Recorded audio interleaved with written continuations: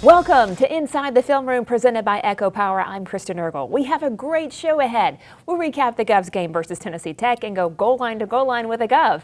A little later, we'll go one-on-one with a Gov student athlete. And of course, hear from head football coach Will Healy as we preview the matchup with Eastern Kentucky. It was homecoming at Forterra Stadium. The Govs defense steps up strong. Nate Howard, how about it, takes down Bailey Fisher. The Govs got on the board early and never relented. Govs opening drive. How about a deep bomb from Oatsfall to wide open DJ Montgomery. Touchdown Govs. That was a 9-play, 91-yard drive. Later in the second, third down. Oatsfall to DJ Montgomery again from 4 yards out. Govs extend the lead 13-3. Oatsfall engineered another long drive, converting on another 4th and short. Trey Nation getting the work done. Then Prince Mamadou found pay dirt on an 8-yard touchdown run, his season's third, to send the Govs into the locker room with a 20-3 advantage. Coming out of half, Govs start putting it away. Oatsfall swung a short pass to Harley and showcased that speed. 65 yards for the score, 27-3, Govs on top. Defense forces a 3-and-out, and Gunnar Shalato gets that sack. Then ensuing drive, Oatsfall again found DJ Montgomery for a leaping grab and a 37-yard strike in the end zone to all but ensure victory for the Govs. Oatsfall would tie the OVC single-game touchdown record with 5 touchdown passes on the night. Harley again, this one from 8 yards out. The Govs finished with 566 yards on the day. The defense kept the Golden Eagles to only 1 successful red zone attempt all night. Govs won big, 41-10. Coming up, we go goal line to goal line with a Gov. You'll meet tight ends coach Matt Wright.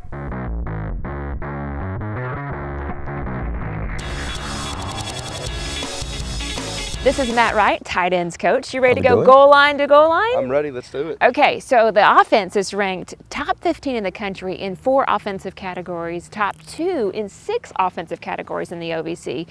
Why do you think they're hitting their stride? I think the upperclassmen have taken ownership of the offense. DJ has moved himself up, and he's become a force in the conference when we can throw the ball up to him. D'Angelo Wilson has picked up his play. We have a great group of running backs. Our offensive line is very senior dominated, and when you put all those things together, when you're able to run the ball effectively week in and week out, and you can on anybody you play, and then you can go play action and throw it up to the talented guys we have on the outside. It really makes things easy, and it becomes, for Coach Ergel, it becomes Rolodex play call. What can we go with now, and what have we been doing to try to attack teams in a different way and execute. So. Your tight end group, Elijah Brown, Trey Pruitt, Caleb Florence, some of the others, what do those guys bring to the table? They've really grown in their second year in the offense, and, consistently getting better week in and week out, I think is the key. Growing, learning the offense, us learning it together, me in my second year in the offense as well. So, physicality is something I preach, and that's what we do in the run game, I feel like. And then, in the pass game, we're not the number 1 targets on the football field in the pass game, but when it's our opportunity, we've been able to make some plays in that area, and those guys come in each day, work hard for me, and work hard for each other, and go out and execute on Saturdays. Some of your tight ends went overseas this past summer to a third world country to serve. How does serving impact a football team? We talk all the time about being servant leaders, and you do that through your actions. I was very humbled by my guys going over. I was very proud of them for going and doing that. And, they slept on the ground, and they, helped build things for those communities over in Africa. And, it was just something that I was very proud. I sent out a tweet when they were doing it. While I'm not a father myself yet, I look at my guys as my kids, and I was I was a very proud parent in a way when they were doing that. I'm getting a little choked up, sorry. No, but I was very proud of them for going over there and doing that. And it's big to go over, and the world is bigger than Austin Peay football, and I think that's what showed that. And I hope every year they continue to do it, and I think they're already planning their next trip right now. So. What led you to want to become a college football coach? I come from a family of coaches. My father was a football coach. My grandfather coached my father growing up, and then my older brother's an AD, basketball coach. Younger brother's a basketball or a football coach and basketball and track, and he's done a little bit of everything. So just a family of coaches, and it's something that has always been very interesting, or not interesting, but something that I've always had a passion about and wanted to do, and it's servant leadership there in that regard as well. So. What do you hope your players take away from you playing on this field?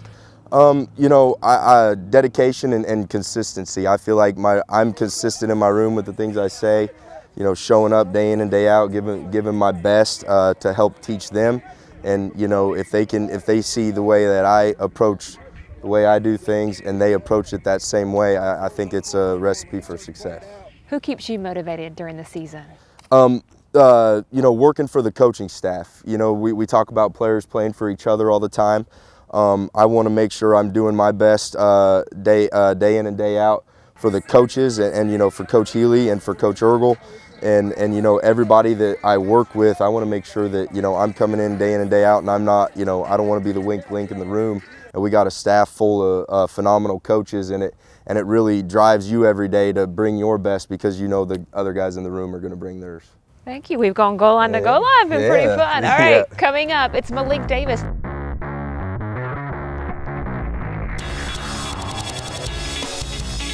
Welcome back to the Bojangles Player Spotlight. Malik Davis, defensive back. You're one of the top 10 tacklers in the OVC, one of the top tacklers last year as well. What's this surge? How have you been able to surge this defense? The surge, we are, well, me and Gunner, we're in like competition every game to try to get like the most tackles, and like we make bets or whatever. But I'm just very hungry. I'm aggressive. I'm selfish. I want every play. And like when I don't get it, I kind of get mad. But yeah, we just come out ready to play. You got to make a play when it come your way. You guys have 6 pass breakups this past Saturday. That ties the record for the season. Numbers like that help you rank number 2 in pass defense. What do you point to as a reason for this? Going to practice, having PBUs, that's not really what we want. So like we always like dog each other about like dropping picks in practice, saying like you sorry, and like they just give us like motivation to like go get the ball more. And just, but right now, I got 2 picks, but I really need more, and like we push each other to have way more picks. We got to end the season with at least 10 plus, so we just hungry for the ball. Keeping each other accountable. Now, as a defensive back, what do you take pride in? Take pride in having swag. I think every DB needs swag. You gotta be the man out there. You gotta like lead all the other players. The DBs were the best players on the field, the most athletic, the fastest, all that. So yeah, you just gotta play with confidence. That's all it is. You're a senior. What's your goal when you take this field? My goal, I gotta play like it's my last game. I don't know when it's gonna end. And my goal is to never leave like loose film out there. Gotta go pro. So just gotta play like I ain't never played before. Okay, is there an NFL player you kind of look to, anyone that kind of inspires you like that? I don't really have one. I just like try to be the best I can be, because I think looking at someone else, you try to be like them. But if I did have one, it'll be Sean Taylor.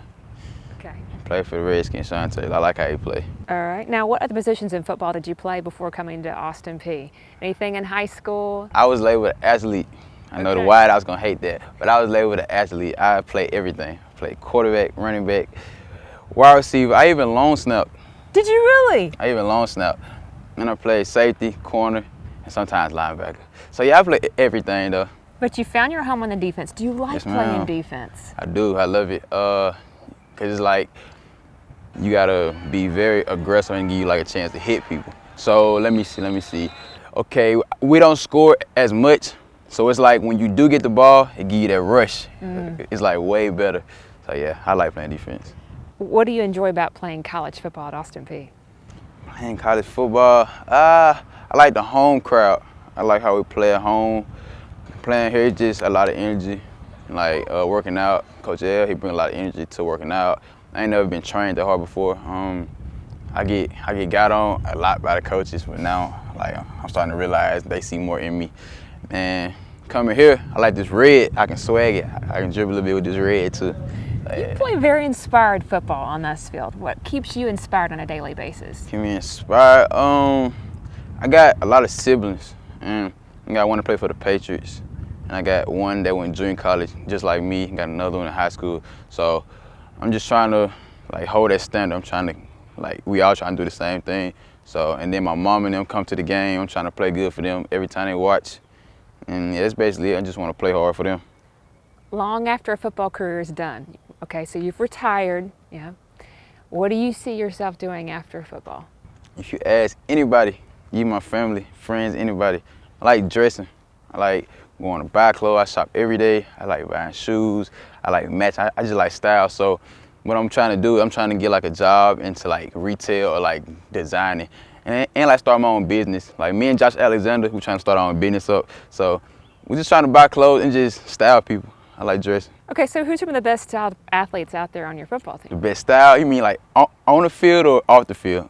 Well, off the field. So some of your teammates that are doing a good job. Off the field dressing? Yes. I'm gonna give you five. I'm gonna give you five. Let's see. I'm number one. Okay. All right. Yeah, I'm the GOAT. And then you got, I'm not gonna put them in like order though. Okay, no particular order. So it's me. I'm gonna go Joe Newberry. I'm gonna go Trey Nation. Okay. I'm gonna go Mason Hardwell. If I can go to anybody, I'm gonna have to go to Jay Parker. Okay. All right. And they ever come to you for advice? Yes, ma'am. They always do though, like not even like just bragging, but like, they always like try to like get like advice from me. But I got to tattoo on people though. Okay. For sixth place, you gotta go to DJ and James Bond. Okay. Yeah, they're bringing it. Absolutely. Okay, some things people don't know about you. My mama don't even know this. I wear glasses sometimes. And Are you glasses to kind of read, or are they for style? I wear them to like read sometimes, and like I can't really see some stuff that's like too far, but like nobody sees it though. Okay. And I'm trying something else. I don't really got nothing else though. I don't really have too much. Okay, some weird stuff like you like corn, but not corn on the cob. Oh yeah, I like corn, but not corn on the cob. I like traditional wings, but not boneless. Okay, why is that? It just feel fake, like with a bone. Like I need a bone. I need to know like it's coming from like a real chicken. Yeah, because what is it even made of? Exactly. When it's boneless. Exactly. And I just found out that I was lactose like 3 months ago, so I can't even eat milkshakes no more. What? So That's disappointing. yeah, that hurt my heart. This has been a lot of fun, man. Yes, I ma'am. appreciate it. All right, coming up, we talked to Coach Will Healy as we count down to kickoff.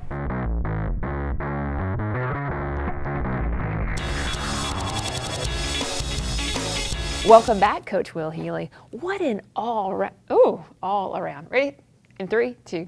Welcome back, Coach Will Healy. What an all-around complete game. What did you take away when you watched the film? I thought we played really well. I thought we started fast. Obviously, the sack on the first drive was a big deal, trying to get some pressure on the quarterback. And then for us to be able to go down and get 6 points on the first offensive drive was big, and I thought it set the tone. I was most proud of the way we finished. I didn't feel like that we had any lapses in concentration. I thought our energy was really good. We played really hard. You know, I mean, you play 60 minutes of football, and there's always things on film that you can try to shore up and correct and make sure that you're improving for the future. But some unbelievable individual performances. The penalties decreasing was really big. I thought that we tackled well for the most part. We created some 3 and outs, and then obviously we weren't stopped a whole lot on offense. So I think we only punted once or twice, and then the other one was a 4th down where we went ahead and ran the football at the end of the football game. So I was very proud of the way we played. The way the kids responded, the way they were the last 2 weeks, even with the frustration of what had happened at SEMO, I thought it showed a lot about the character of our kids, and now we've got to put consecutive weeks together, which is something we haven't done a great job of doing this year. I know you won't brag on yourself, so let me. With that victory, the Govs have won 5 straight at home. I know when you're turning around a program, one of the biggest things is getting community support. You guys have had record-breaking crowds, but winning at home and making it a great home field advantage, that's clutch. How have you been able to do that? Well, our guys feed off of it. There's no doubt about it. I think they enjoy playing at home. I think it's so much fun, especially for those guys that have been in this program 3 or 4 years, to see how the crowds have significantly gotten better. And they take a lot of pride in being able to defend, their home turf. So one of my biggest deals whenever I got here was to make sure that our community wrapped themselves around this football team. I think our coaches and our players have done a great job of making sure that they're accessible, and that they develop relationships around this community where people want to come support you. I've always said this, there's always a Tennessee-Alabama game on TV somewhere. And so if they don't know you and they don't want to pull for you, then they're probably not coming. And I think the unique thing about this community, it kind of reminds me of what's happened in Nebraska right now. But you know, you have the nation's longest losing streak and you break an attendance record. You know, you come back home early in the season this year and you haven't excelled like you expected to, and you break an all-time attendance record. You know, there's another 7,500 people here this past weekend for homecoming on a day where it probably scared some people off due to the weather. So it has been a great place to play. Our guys have played really well at home. They enjoy playing at home, and our crowd has made it a great home field advantage. Your offense is ranked top 15 in the nation in 4 offensive categories: defense, top 2 in pass defense, and top 3 in total defense in the OVC. What are those stats an indication of? Well, I think it shows our potential. Again, the question I have for our guys is how good do you want to be? How dominant do you want to be? And it can't just be flashes. And I've always felt really good about all 3 of our phases. I think it's just the consistency of those phases showing up. And I thought Saturday we were able to put a complete game together, so we showed some of that consistency. There were a lot of things that I didn't think we did well in the first 7 weeks that we did well on Saturday. Scoring on the first drive of the second half was a big deal. How we finished the game was a big deal. The physicality on both sides of the line of scrimmage was a big deal. So we were balanced offensively. I thought we got after the quarterback defensively. We made some plays in one-on-one situations. There were a lot of corrections that I thought we improved on, and we'll have to improve on again this week to make sure we have an opportunity to win and compete. And so I've felt good about it. I think it's been good to see some of those statistics pan out. Eastern Kentucky will come into Clarksville off a victory over Eastern Illinois. What do they bring to the table? I think they've got great personnel. All 3 phases for them, I think, are really good. They've played 2 FBS teams and played them really well. So their record's a little bit deceiving. They're 4-2. They've beaten some really good football teams. They beat SEMO at home. You know, they beat EIU last week. So I think they're creating some momentum and some energy around that place. They're like us. They're trying to finish strong. I think they're well coached. Mark Elder does a great job. I think their personnel is really good. It jumps off film. Obviously, I've had a chance to watch a little bit more of their defense than I have their offense, but I know how dangerous they are. It'll be a really tough matchup. I'm excited about the matchup because I think it'll really test our football team. I think it's 2 teams that are very evenly matched, and we'll need to have a great week and be really well prepared to have a shot. What are the keys to the game? Well, turnover battle will be big. I think they got a couple backs that are really good players, so we'll need to make sure that we defend the run extremely well. Offensively, they are downhill, physical. We need to make sure that we win the line of scrimmage and that we got to establish the run. And then when we have opportunities to win one-on-one battles on the outside, we got to convert. So we got to throw the ball effectively and efficiently. I think special teams will play an enormous part in this game. I know Mark was a special teams coordinator at Tennessee and takes a lot of pride in how they are special teams wise. So that will be a big matchup for us, and we need to win that aspect to have a chance to win. Best of luck, Coach. Kickoff is Saturday at 4 o'clock in Forterra Stadium. For those of you who can't make it, you can watch that on ESPN3. Then head over to our social media sites as we'll have post-game with Coach Will Healy. Thank you so much for watching Inside the Filmer with Coach Will Healy. I'm Kristen Ergel. We'll see you next time.